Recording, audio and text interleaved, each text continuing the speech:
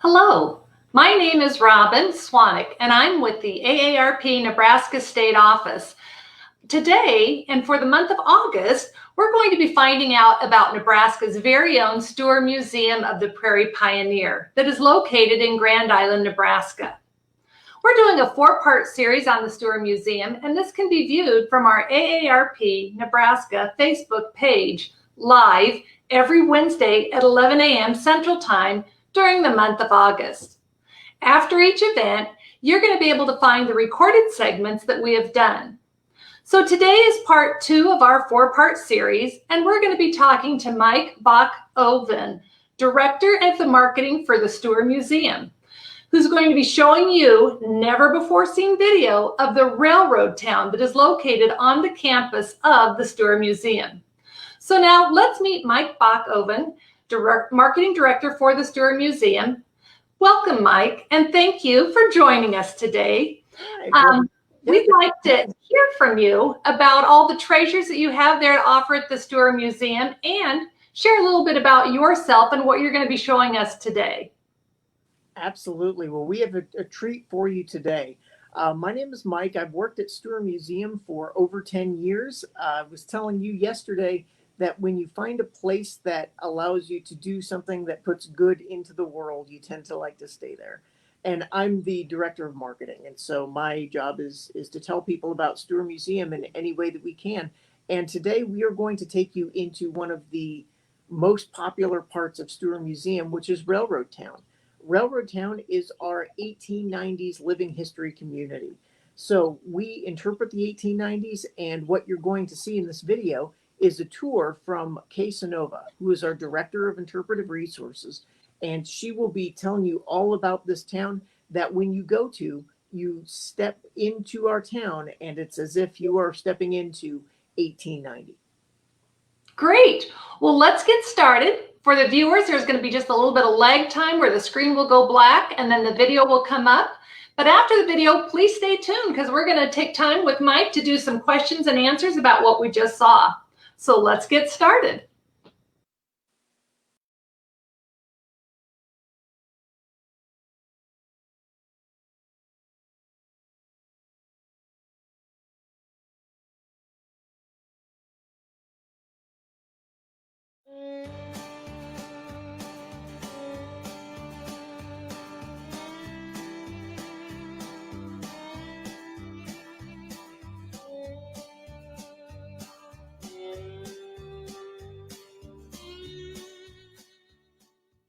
Welcome to Railroad Town. We are a recreated 19th century community here at the Stuhr Museum in Grand Island, Nebraska. We interpret a time period from 1890 to 1899 on an annual basis. Each year is a little bit different depending upon what year it is in the decade. It is 1890 this year in Railroad Town. My name is Kay Sanova. I'm the Director of Interpretive Resources. I'm also have been known from time to time as the town gossip. So I like to keep people informed about things in Railroad Town. We have a wonderful array of businesses and homes, and we would love to have you come and see us. Railroad Town is located on the grounds of the Stuhr Museum, which is in and around the neighborhood of 200 acres worth of grounds. Railroad Town, of course, is much smaller than those 200 acres, but it does encompass approximately 2 city blocks, maybe a little bit more, of structures. We have businesses from anywhere from the telephone exchange to millinery to blacksmith.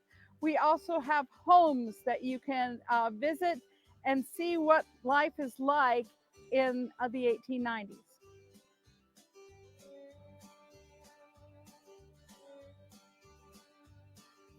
I'm sitting here on the front porch of the Lesher House in Railroad Town. Is one of 7 homes that we have in Railroad Town. It is probably on the upper end of the spectrum of the homes where we have kind of a range of middle-class homes. Each house is very unique. They have very unique histories. The people that are associated with the houses have very unique histories. A lot of them were town builders of Grand Island, Nebraska, and the Hall County area. We even have the home that was the childhood home of one of our founders, Leo Stuhr. And it is a little bit more on the primitive side. The Meliason and the Lesher house tend to hit towards the upper end of the spectrum, and then we have the kind of the middling ones of the Stolly and the Bell house. The unique thing about the Bell cottage is that that was also the birthplace of Henry Fonda. He was born in that house on the 16th of May in 1905. While we don't have any artifacts or anything that belonged to the Fonda family, we did try to decorate it and set it up sympathetically to the time period that he was born. The Meliason house is a 2-story house, as is the Stolly, but they're completely different. Meliason has a unique feature where they have a storeroom with storage racks to keep linens and things on. And the Stolly house is just 2 bedrooms. So we have a nice range of things that we can show off here in Railroad Town. They're unique both inside and out. They have some nice yards. In some years, the flowers are better than others, but then that's anybody's garden. The unique thing about the Meliason house is it's an Italianate style house. The Meliason family actually were in New York for a period of time before they moved to Nebraska, and the community that they lived in had a large number of Italianate homes. And I like to think that they kind of brought that inspiration with them when they came. A lot of the other homes were built with kind of more simplicity. They were simple cottages for people just starting out their homes. The Lesher house, the unique feature about the Lesher house is it's been remodeled a number of times. It's been added on to at least once, possibly twice in its history. It was much smaller to begin with, and then it ended up, by the time the Leshers had it, it gained this grand porch, and it gained a really unique dining room, and it is the only home that has a dumbwaiter in it, and it is still operational.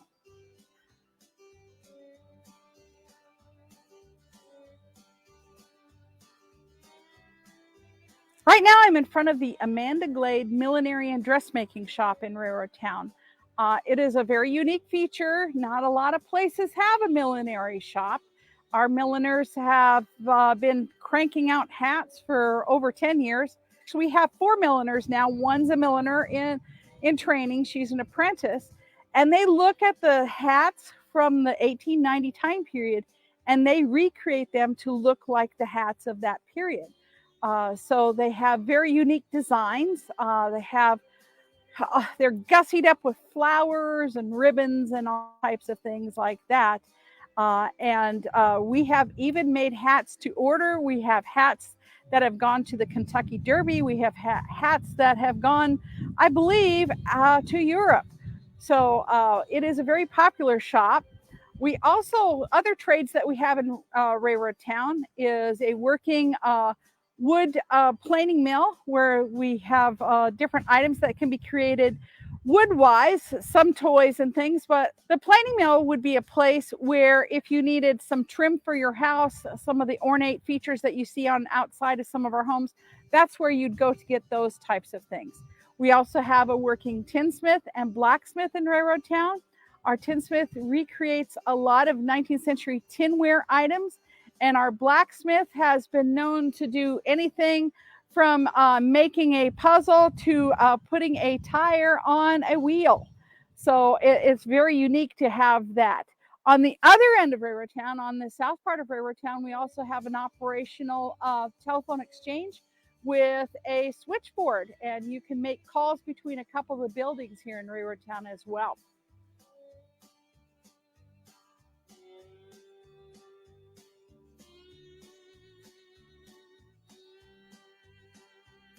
There are a lot of living history sites in the United States, and they cover a lot of different time periods. We're one of the very few that covers the 1890s in Railroad Town. We are looking a lot at the trades. The trades in a community like ours in the 19th century could make or break the community. Having a railroad was very important, but also having some of the trades. You wanted to have some key features in your town. And by having a blacksmith, that was a very important part to have as your community, because you knew that people were going to come to your town and trade. The more trades you had, the more people you drew, and the more people you drew, the more money they spent in your community, thus helping the town to grow. When you visit Railroad Town, there's a lot of things that you can do over the course of a summer. We like to focus on things that actually happened in the 19th century.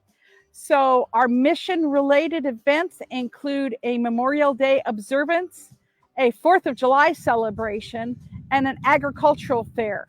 But we intersperse that with a lot of different focus events. Just recently, we held a picnic event where we looked at picnicking and all of the things that you had to take with you to have a picnic in the 19th century. Outside of that, we do other events through the course of the year. We have a harvest fair, which is tied to the agricultural fair in September. In October, we do the All Hallows event. That's always a big hit with the kids, but the grown-ups seem to like it too. And finally, our Christmas Past and Present event, which we have been doing for a very long time, where you can come and you can look at different times periods, not only the 1890s, but the 1860s at our log cabins, and modern aspects of Christmas in our Stuhr building.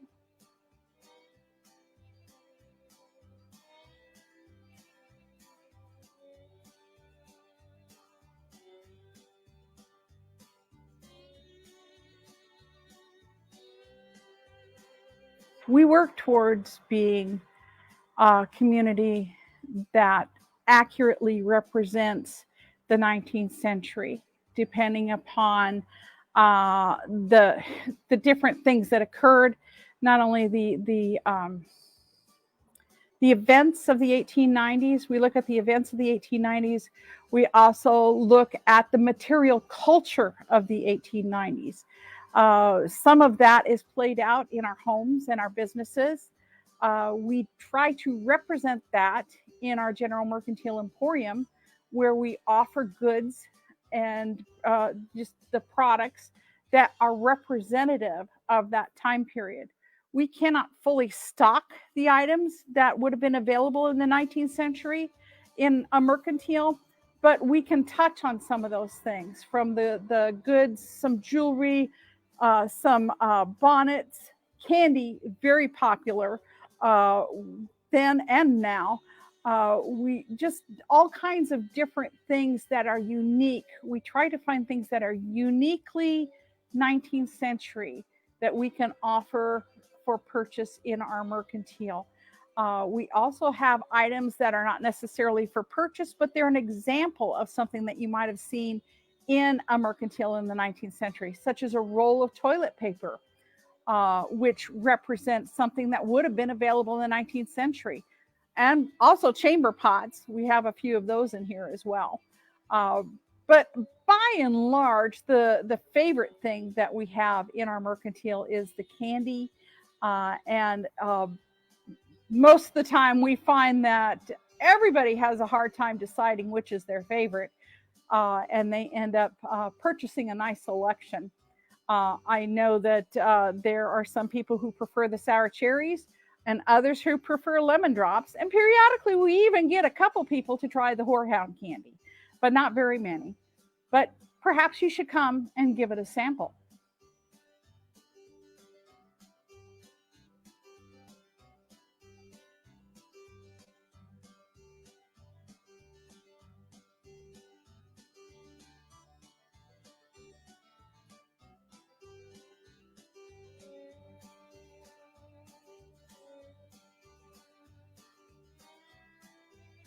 When you're planning your visit to Railroad Town, you might want to take into consideration the fact that we're not small.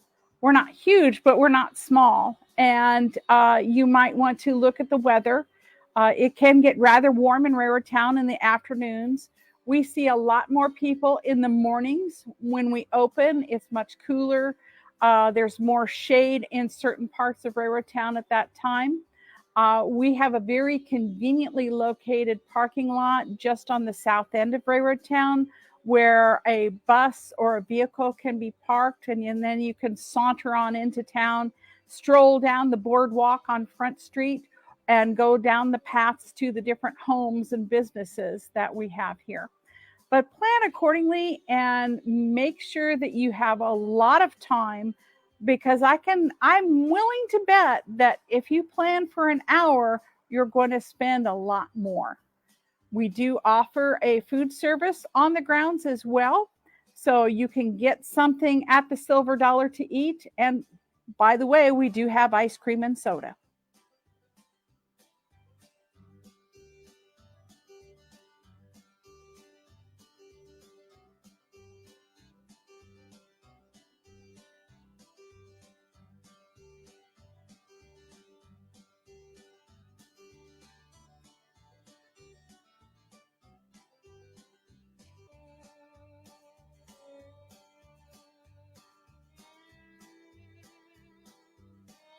When you visit Railroad Town, you are likely to encounter a number of living historians who work in Railroad Town. They represent the people who lived in the homes and worked in the businesses in a town of our size in the late 19th century. Our living historians many of them have been with us for many, many years, and they have studied and learned a great deal about what life is like in the 19th century. Use them as a way to make that connection with the past. You can visit with them and you can find out some of the stories of the 19th century, but you can also find out more about the material culture, about some of the events of the 19th century. You can pick their brain about a lot of different things, and some of them are quite expert at food preparation in the 19th century. So you can have a very rich visit with any number of the living historians that you meet in Railroad Town.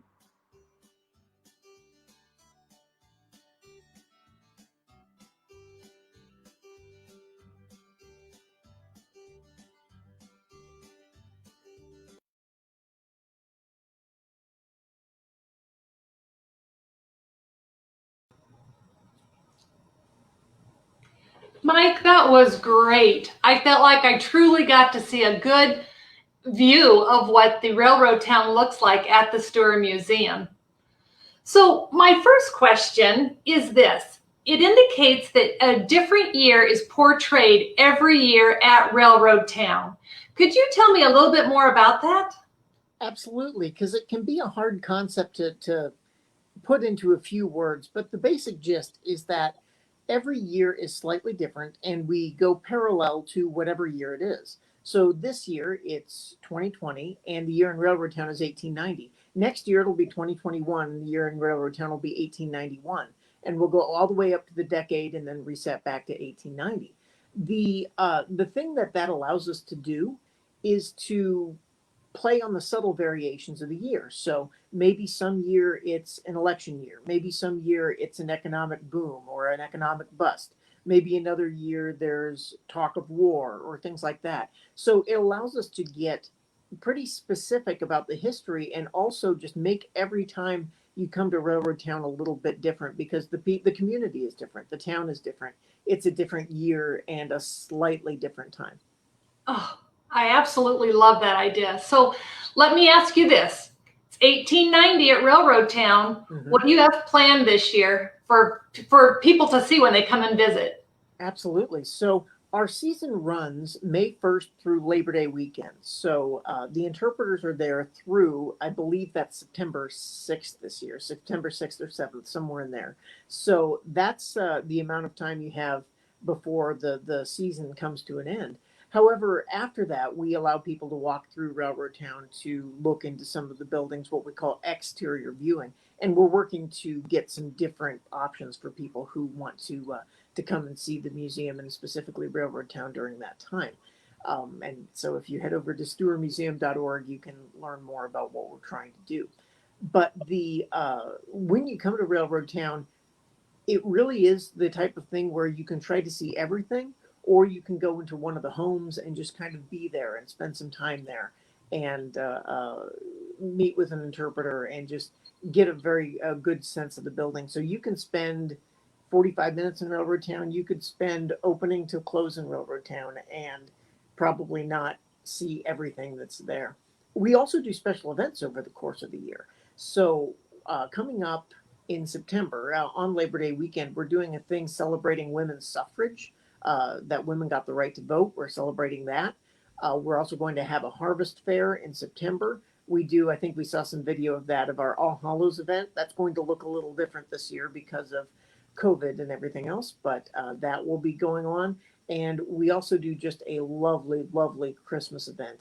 So if you head over to stuhrmuseum.org, you can learn about what those are. The Christmas event is called Christmas Past and Present and runs for a couple different nights over the course of the year. And they just deck out Railroad Town for Christmas. So it's cold. We put up lanterns.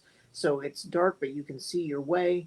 And the homes are warm, and the smells of cooking and the sounds of music and everything else. It's just one of my absolute favorite times of the year at the museum. Wow. Now, Mike, I'm just curious, how many different buildings are in Railroad Town?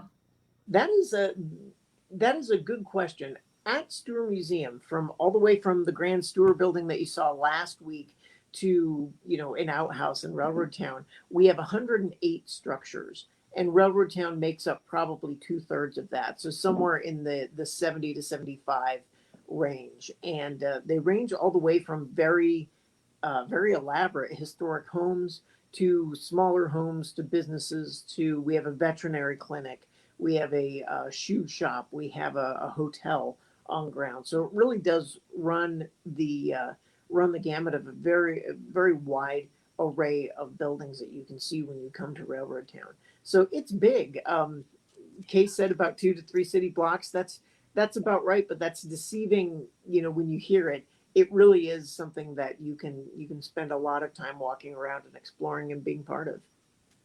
And some of these buildings are ones that I could actually walk inside of, correct? Absolutely. So during our season from May 1st through Labor Day, we have interpreters that will allow you to go into the historic homes, to go into some of the businesses. We have a blacksmith who will be working on his forge, a tinsmith who will be doing, putting his craft to good use, a wood shop, some of the things that you can see in Railroad Town. And then, we encourage you to go in all the buildings, to look around, to get a sense for them.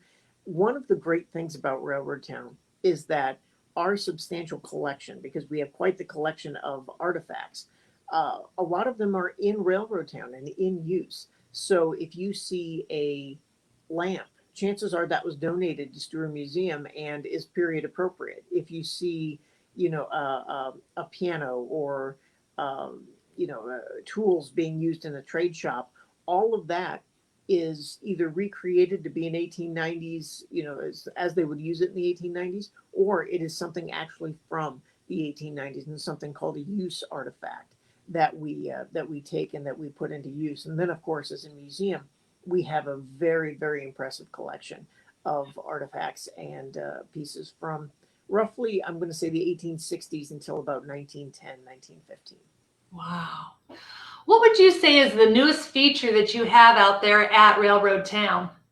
The newest building in Railroad Town, and Kay touched on it briefly, is the Peter Stuhr House. And that is a very special building with a very neat story. The building originally, if you go all the way back to when it was first constructed, was a log cabin built in the 1860s by one of the first 13 families to settle Hall County. And so all the way back to the settlement of the community, this was one of the original structures. And over the years, it had been built upon. So if you go all the way down to the bones, it's a log cabin, but we've taken it back to 1890, where it had been built on and added to a little bit. and was a home that our founder and our namesake, Leo B. Stuhr, lived in when he was a child. And so we've taken it back to the 1890s, and you can see that building. That opened in 2018, and it is a fascinating building. We were able to bring it onto our grounds and spend just years getting it back to where we wanted it to look and how we wanted it to appear. And you can go in that building, and it is the product of just years of hard work and research and painstaking detail. And you can see that and feel it when you go in. It's a remarkable building. What a unique opportunity to walk back into time. Mm-hmm. That's great. All right, Mike, what are your hours there at the museum? Well, thank you for asking. We are open from 10 a.m. to 4 p.m. Mondays through Saturdays, and then on Sunday from noon to 4 p.m. So if you and that's going to be our hours for all year. We only close about 6 or 7 times a year for holidays, and we're open most of the year. So if you want to come out and experience Railroad Town, I cannot encourage you enough to do that. It is a truly special place inside of another truly special place, which makes it very interesting. Well, thank you, Mike. I've enjoyed our time together, getting a look behind the scenes there at the Stuhr Museum. Now, I want our viewers to realize that we still have 2 more episodes that we're going to show in August. Mm-hmm. Next week on Wednesday at 11 a.m. Central Time, we're going to take you to the Farm Machinery Building, showing you the different artifacts that are available there at the Stuhr Museum. And then on Wednesday, August 26th, we're going to take a look at the Summer Stock Showcase, which is actually the current art show that is on display there at the Stuhr. So if you've enjoyed today's session, please like this post or even share it on your page to let others know what you have learned. Mike, thanks for spending time with us today, and we look forward to seeing you in the Stuhr Museum next week. Absolutely. Thank you so much for the time, and we hope you can visit Railroad Town this summer.